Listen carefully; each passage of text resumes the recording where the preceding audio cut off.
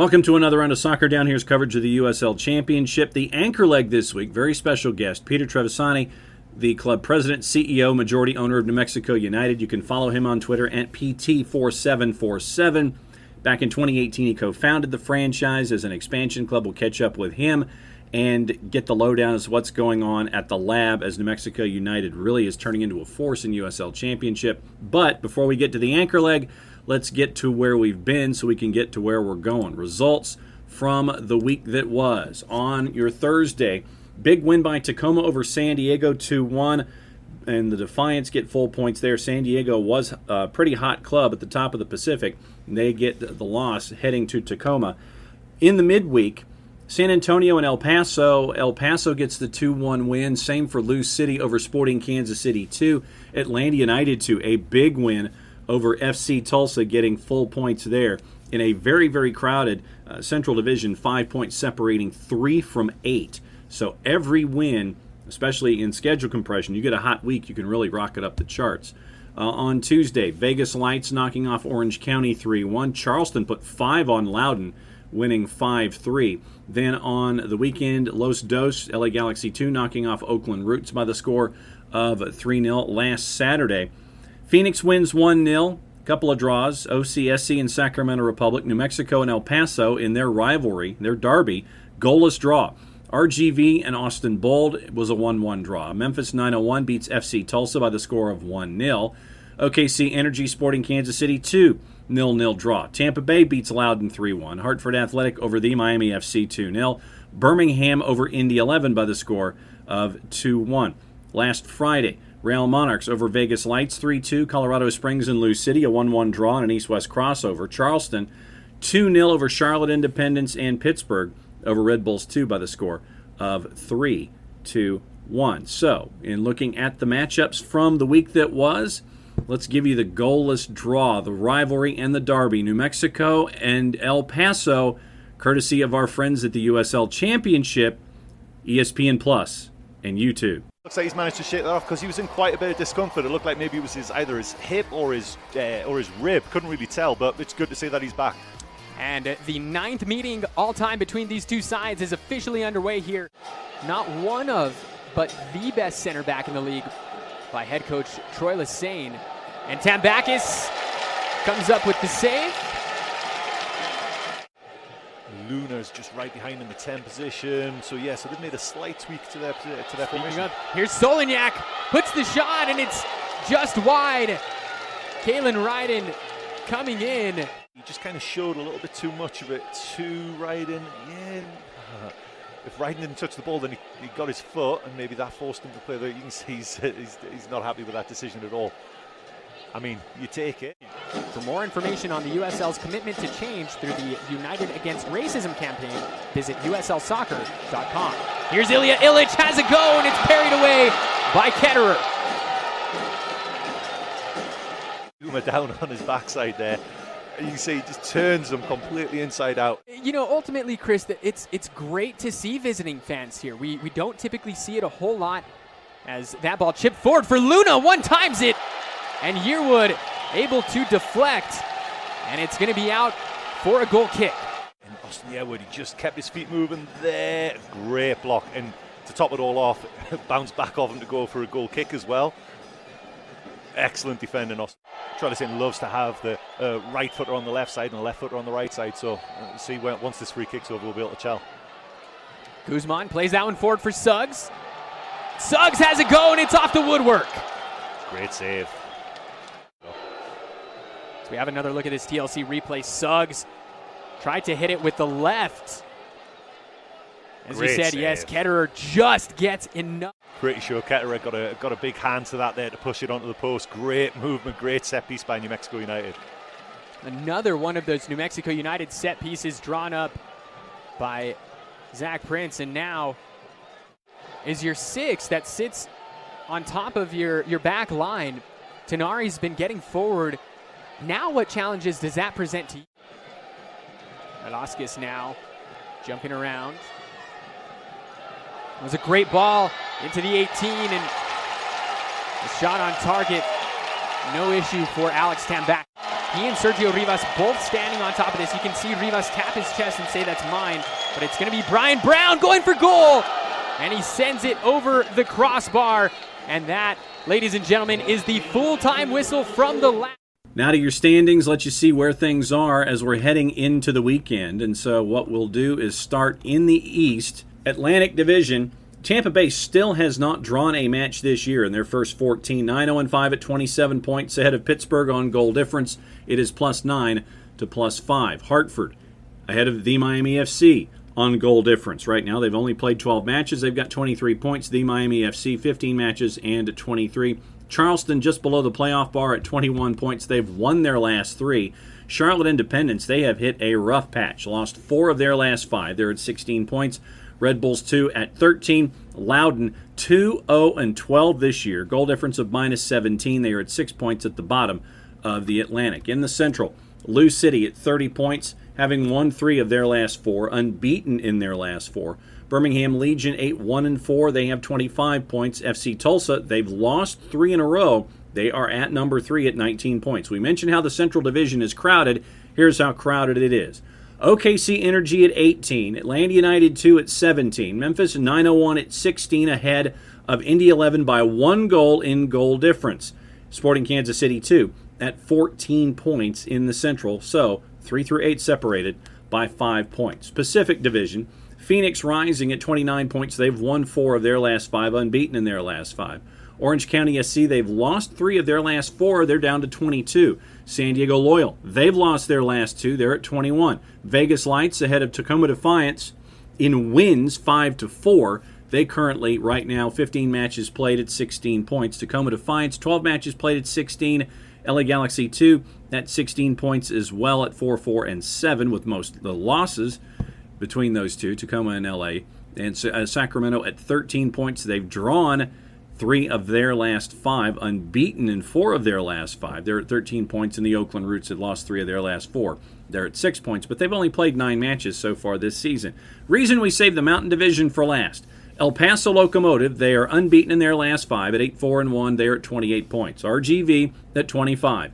New Mexico United at 21. Unbeaten in 3 of their last 4. Austin, 20 points. Colorado Springs at 18. San Antonio FC also at 18. They are 5. They're 4 wins to Colorado Springs 5, and also they have less goals scored. Real Monarchs are last in the Mountain Division at 13 points. They have lost 3 of their last 4. So as promised, the anchor leg takes us to the Mountain Division, takes us to New Mexico, where we catch up with Peter Trevisani, the club president, CEO, majority owner of New Mexico United. A great conversation. Give it a listen. All right, so first question, I guess, has to come with the most recent announcement. How does it feel to put that information out there that New Mexico United is continuing to grow in that direction?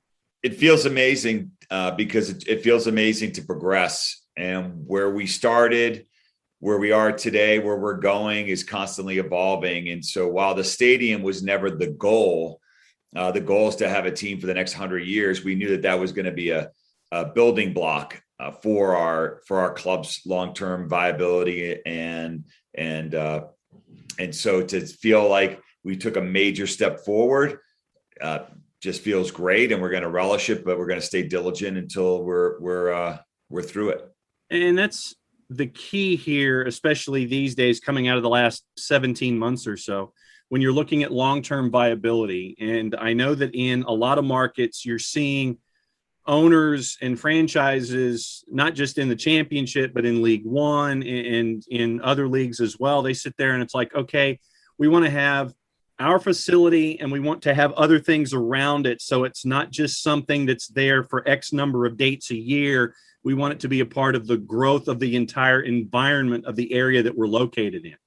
100%. I mean, this just can't be a soccer stadium where the lights go on 20 days a year or 20 nights a year, and then it's dormant. It's a empty building. I mean, this needs to be a multi-use facility that allows us to have programming around soccer, but also around music, around community events, and also have the stadium itself be activated, not just the field. So the stadium, I believe, should be open every single day. Instead of walking around the mall, why not walk around the stadium? If we're gonna, have a cup of coffee, why not sit in the seats and feel the sun on our face and look down at a field that maybe is being watered, or someone's out there, just like you do in Central Park in New York City. So let's make sure that this is open every single day, and then serves the community well, and then serves as a catalyst for economic development and the revitalization of downtown Albuquerque.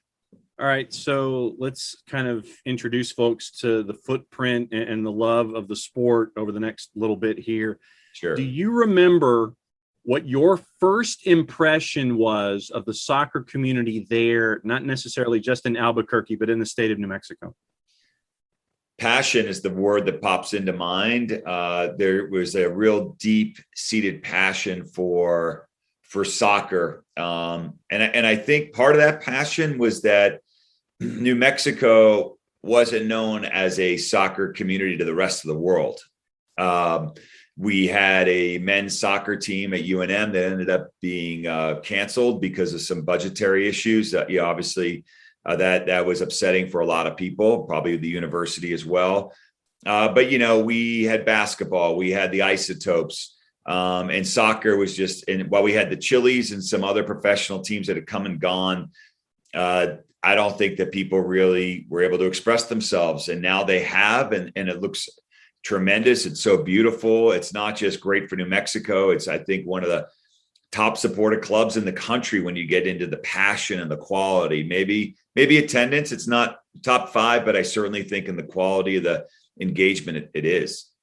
And when you look at the impact that New Mexico United has had in USL Championship, I know a lot of folks look at the lab, and the crowds have been electric. They've been wall to wall, and they throw everything they have behind this club. And so I know that when things started out and folks saw this club in Albuquerque, New Mexico, they're like, okay, they're new. This is new. We'll see what happens as the team continues to grow. But that momentum has still been there. What's it been like to see the continued growth of what you've been able to put out there since day one in the USL Championship? It's incredible. I'd almost liken it to a love story, right? You fall in love, and it's all this new love energy, and it's amazing.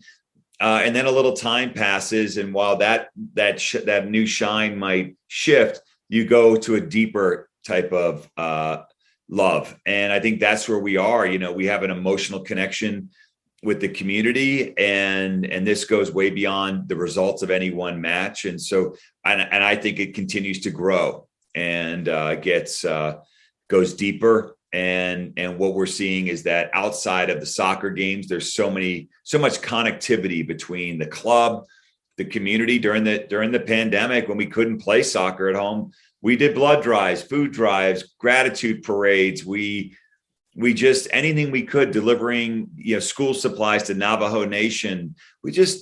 We wanted to do whatever we could to be part of the community, and people, I think, have responded coming outside of the pandemic, as our crowds have been some of the biggest and most robust that we've seen since the inception of the club.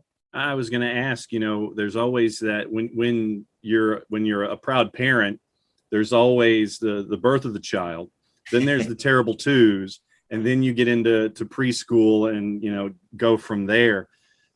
What did you learn about yourselves as an ownership group and as an organization from what we've been able to see and what we've all experienced in the last 17 months or so? I think what we've learned or been, I think, reinforced would probably be a little more appropriate word, is that you have to know your why and your mission, and you always have to be authentic in delivering that mission. And I'm of the person, I think all missions can be viable, right? I don't question people that say, what, I just want to make a lot of money, or I want to have a real estate development, or whatever that is. I don't question people's motivations, but I think you need to be authentic in that. And with us, our mission has always been to bring our community together in ways that hasn't been brought together before, and be an agent of positive change. And we've always known that we're going to sacrifice optimizing profits in exchange for optimizing positive outcomes. And the pandemic only allowed us a platform that we really wish we never had. But since it was there, it gave us a platform to really push forward that mission in new and novel and beautiful ways that we didn't ever imagine doing. But we did it. And now that we're through that, we just continue with that mission. Is there one thing that you would like to dispel when it comes to the soccer vibe in New Mexico, or one thing that folks may sit there and have as a stereotype that you would like to just sit there and say, that's not what it's like here. We do things differently because of X. Is there that one big stereotype that you'd like to knock down more than anything else that you keep possibly knocking up against? I'll tell you, I think there's just a lot of people that underestimate New Mexico because they've never been here. They've never taken the time to get to know New Mexicans. They might just look at, lists and see, there's no Fortune 500 companies there, or, they're not at the top of the list for economy or education or healthcare. And so they dismiss us. And that's a huge mistake, because while New Mexico does have many, many beautiful things that are obvious, our blue sky, our mountains, the green chili, the best in the world, where I think we're really the best is with our people. And our people here care. I think they exist in a place where the head meets the heart, and New Mexicans own that space because it is authentic. We've had to count on each other here because we don't have a lot of help. We don't have a lot of easy living here, that inconveniences. We have to work for everything. And there's so many things that end in something less than what it could be, including, as you talked about children. As a father, I think we can all agree that the hopes and dreams of our children are really what we're here to try to facilitate. And oftentimes the hopes and dreams of the children of New Mexicans have to be accomplished somewhere outside of New Mexico. We want to change that. And so what I would just say for an outsider is come check it out, come see who we are. And I think you're going to love it, learn a lot about yourself, and you can bring things back to your community that will make your community better the way we've made ours better. When you look at the Mountain Division, and I think that for those of us that look at standings and can analyze things in the USL Championship, one of the cool things that's developed out of the growth of the league is the rivalries that are there, and especially there in the Mountain Division, and with one particular team that's associated with a train that's kind of like to your southeast a little bit. What's it been like to add this instant rivalry to this stew that you've had this first couple of seasons that's called New Mexico United? It's been awesome. That's what it's all about. And, again, I think sometimes El Paso might want to treat New Mexico as sort of a stepchild, as we're on the family analogy today. It seems to be the throughput line. And but not in this. They've been, I'll give them credit. We've been looking up at them in the standings more than they've been looking up at us in the standings. And we are going to fight hard to turn that around in terms of activating the club, in terms of community, in terms of passion, dedication. We've been a leader, and we were really proud of that. And we've been in Phoenix, same thing, and I think really all around the league, New Mexico United has been a leader in what it can be. That's not something that New Mexico is used to, being in a leadership position, but boy, we should be, and we are comfortable in this leadership position. And maybe we can encourage others in New Mexico. We have so many great leaders here. We're just going to be encouraging other organizations and to lead as well.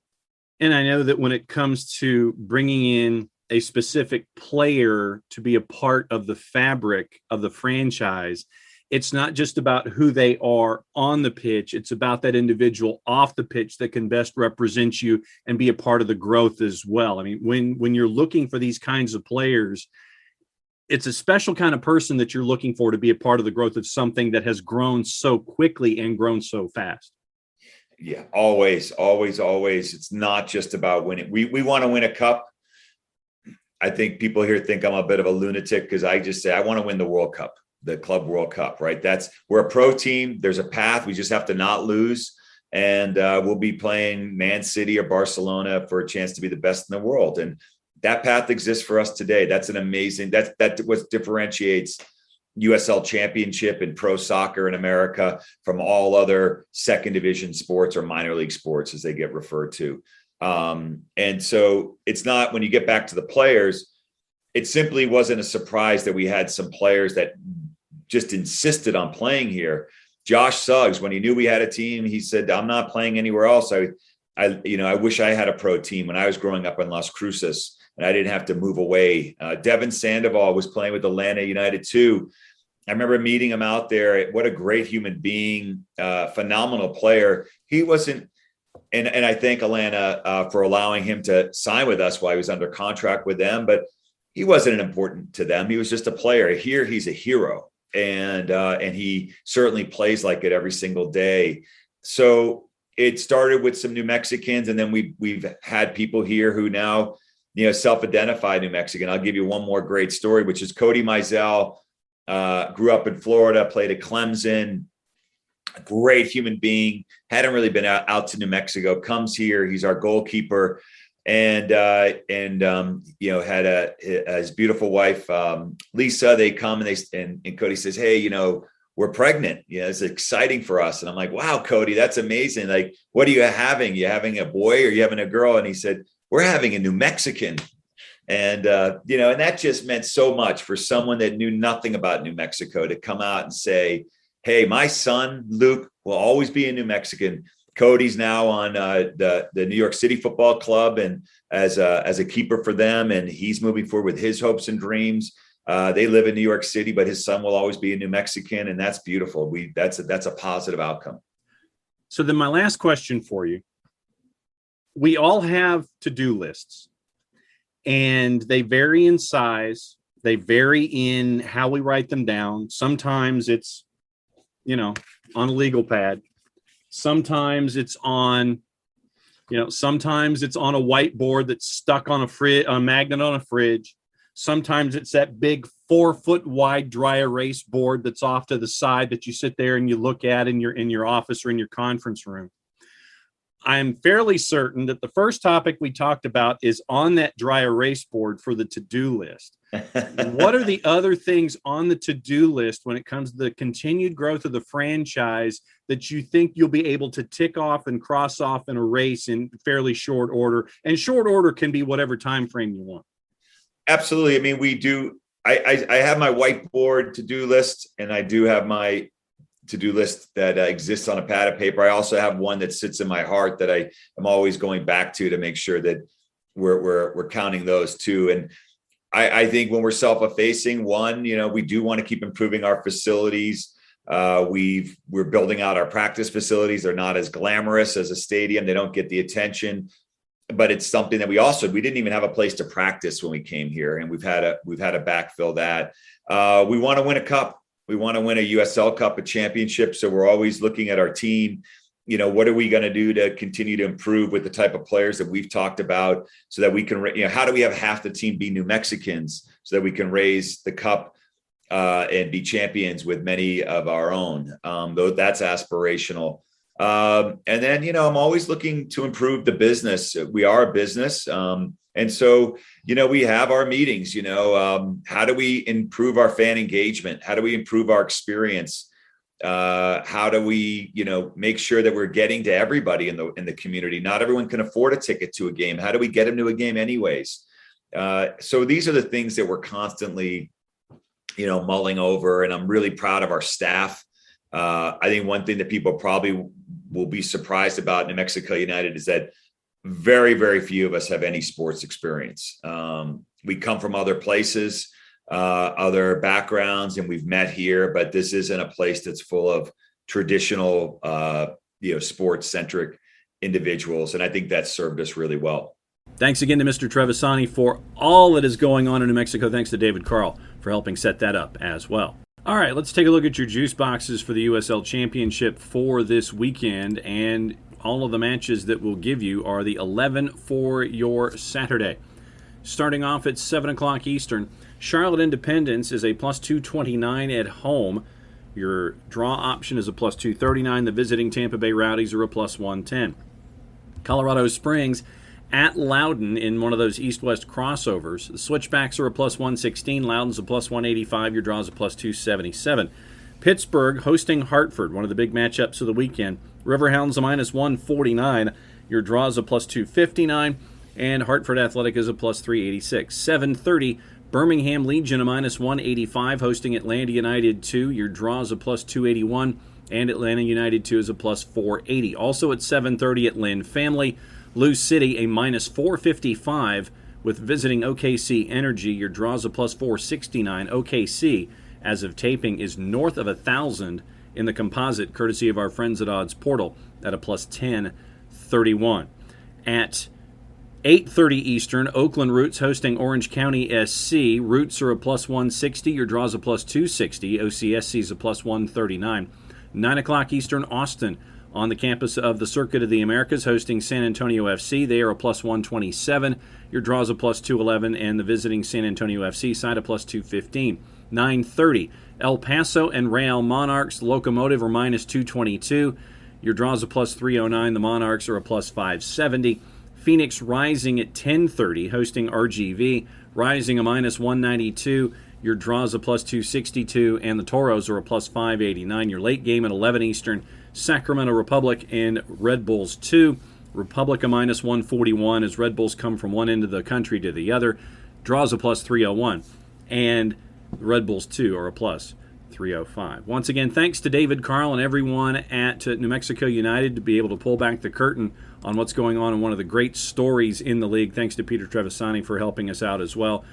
The club president, CEO, and majority owner at PT4747 on the Twitter. Once again, if you're near a game and you can enjoy it, go enjoy it. Watch them on ESPN Plus, be a part of the process and a part of the growth, and see the great football that we're seeing inside the USL Championship. If you can, take in the product however you can, if it's digitally or if it's in person. Great action going on this weekend. Great action in the USL Championship on its own. So for everyone here at SDH, I'm just John. Play it safe, everybody. Enjoy the games. We'll catch up with you next week.